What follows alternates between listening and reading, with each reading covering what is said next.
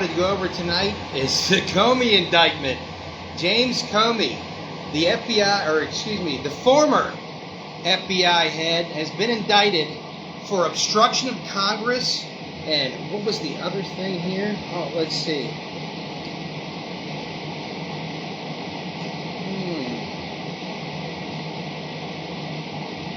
Making false statements within the jurisdiction of the legislative branch.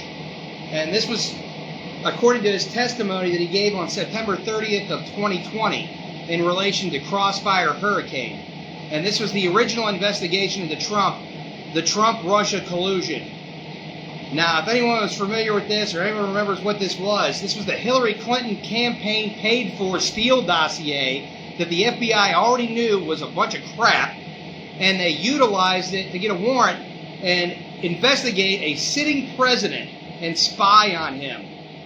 So what happened was the Hillary Clinton campaign utilized $1 million, and they paid the Perkins Coie law firm, which then hired Fusion GPS, which then hired Steele, who went out, and then he used his overseas contacts to create this false dossier.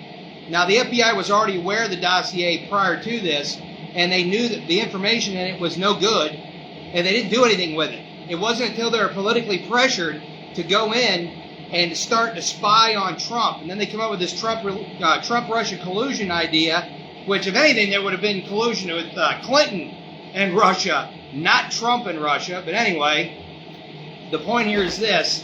They utilized that dossier to start an investigation, and within the Bureau, it was Operation Crossfire Hurricane. So Comey, when he was up in front of Congress, lied repeatedly about the operation, and now he has been indicted by a grand jury. I am surprised. I did not think that they were ever going to indict him.